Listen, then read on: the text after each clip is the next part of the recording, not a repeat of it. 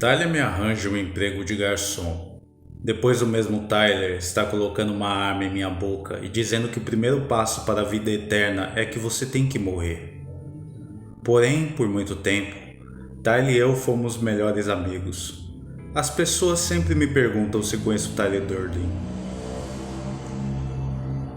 Com o cano da arma encostado no fundo da garganta, Tyler diz: "Nós não vamos morrer de verdade."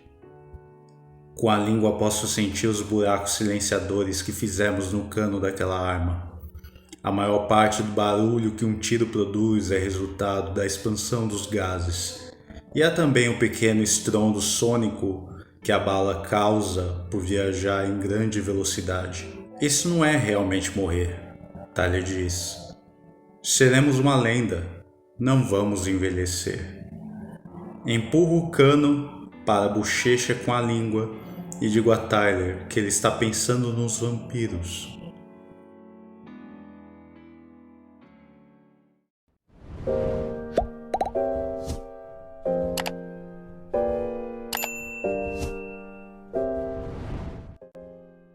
Antes de Clube da Luta, Chuck Palahniuk teve um livro rejeitado chamado Monstros Invisíveis, que depois viria a ser o seu terceiro livro publicado. E um dos melhores de Palahniuk, isso na minha opinião, isso se não for o meu favorito. Na época os editores não entenderam a vibe bizarra de uma história tão fora da caixa, tão visceral. Então veio o Clube da Luta, que foi um fracasso na época de sua publicação original, mas depois foi resgatado por causa da adaptação de 1999, dirigida por David Fincher, e o resto é história. Mas antes de tudo isso, o Clube da Luta veio de um conto em que o personagem Tyler Durden aparecia pela primeira vez, numa experimentação de narrativa que Palahniuk fez durante horas enfadonhas em seu trabalho. Ele também conta que a inspiração para o livro foi o episódio de uma briga em que ele se envolveu e perdeu feio. E quando foi trabalhar com o rosto todo marcado, as pessoas simplesmente pareciam nem perceber, como se você tivesse um certo poder em seu tempo livre e fosse uma pessoa diferente. É algo que está ali, gritante, mas as pessoas fingem não ver. Palahniuk pega histórias variadas daquelas contadas entre amigos, uns anônimos do Oregon, e também coloca no caldeirão, que é Clube da Luta. Toda a coisa do projecionista colocando frames pornográficos em filmes familiares, comidas em restaurantes que são sabotadas das piores maneiras. Ele também é formado em jornalismo e sempre faz um bom trabalho de pesquisa sobre coisas muito específicas, sobre como fazer o melhor sabão, como fazer bombas caseiras, etc. E ainda coloca isso tudo no livro pra gente ler. Ideias perigosas. Mas é esse o grande ponto de Clube da Luta. Fala sobre ideias que podem parecer libertadoras para uma geração desencantada com suas próprias vidas, mas que se mostram perigosas. Assim é a literatura de Palahniuk, que escreve o que o próprio chama de literatura subversiva, não apenas por essas mensagens que ficam entre poderosas e perigosas, mas também por uma narrativa que busca fugir de todo aquele academicismo que determina o que é ou não é uma boa literatura. Os seus livros costumam ser narrados numa linguagem que se aproxima da informalidade, de uma linguagem mais oral, como se os narradores estivessem contando suas histórias durante uma conversa trivial, mas repletos de elementos que dão um ritmo todo próprio ao texto. Os capítulos costumam ser curtos, começando já no meio da ação, muitas vezes sem perder tempo explicando demais como o protagonista chegou ali, e se interrompendo do nada antes de perder o fôlego. Há todo um humor ácido, cheio de ironia e críticas sociais, personagens palestrando seus conhecimentos úteis e inúteis, frases que se repetem como em refrões de música, de canções. Dificilmente você não guarda algumas das frases de efeito. Há quem diga que há um quê de autoajuda nessa estrutura e a maneira como as mensagens surgem, mas vejo muito mais como uma sátira e às vezes até uma paródia disso. Como se fosse uma autoajuda saída do inferno ou do lixo da vida de personagens quebrados e autodestrutivos, ainda que as mensagens tenham lá o seu poder. No prefácio, Paul Lanick fala sobre como o gênero punk na música influenciou bastante o seu estilo de escrita, pela rapidez com que o livro foi escrito e com que é lido. Isso também explica uma certa musicalidade no seu ritmo frenético. Paul Lanick é de uma geração de insegurança em que não sabia se ele e seus amigos viveriam muito por causa da AIDS, então havia um senso de urgência que se materializou em seu texto e assim continuou ao longo de todo o seu trabalho. A história é bem conhecida. Temos um narrador sem nome, insatisfeito com sua vida, que sofre de insônia, passa a frequentar grupos de apoio de doenças que ele não tem. Daí conhece Marla Singer, que também finge e estraga tudo pra ele. Então ele conhece Tyler Durden e eles fundam um novo tipo de terapia, que é o Clube da Luta. O que começa como algo simples se transforma em algo bem perigoso, com Tyler se transformando numa espécie de lenda messiânica com intenções que fogem do controle do protagonista.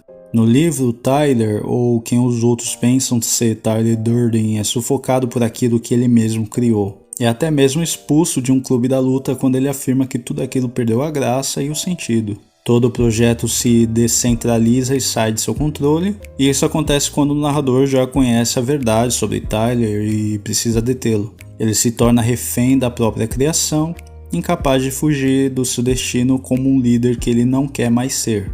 No livro, a Marla parece mais por dentro do que acontece, ela acompanha mais de perto os macacos espaciais, que é como são chamados os discípulos de Tyler, e as coisas estranhas que eles fazem.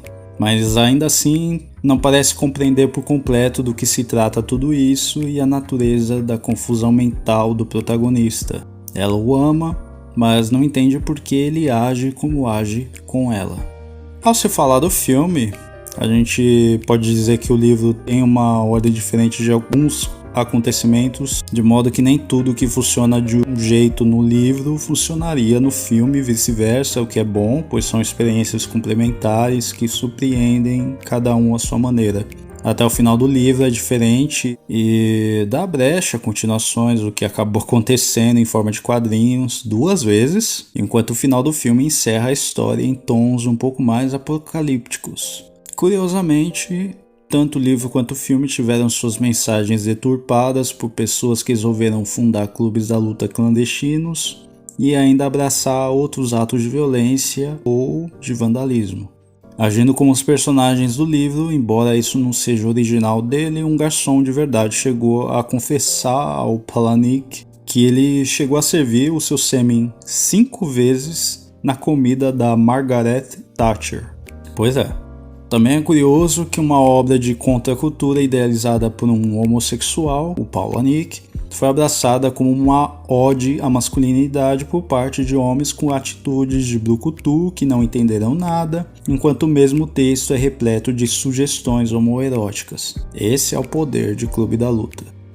A edição de colecionador, lançada em 2016, que possui o roteiro do filme traduzido e outros extras, tem um aspecto estilizado de material artesanal e improvisado, com um título pichado na capa.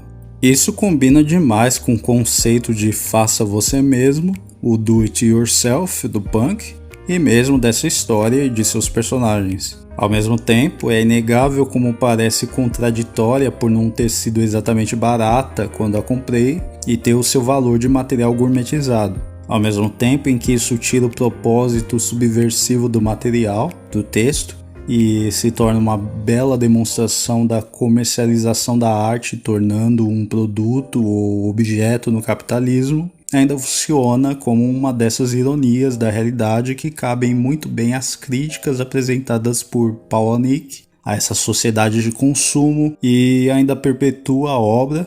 E ainda estamos falando sobre o Clube da Luta, mesmo quase 30 anos depois. É como Tyler roubando a gordura da lipo de mulheres de classe média e revendendo de volta essa mesma gordura em forma de sabonete.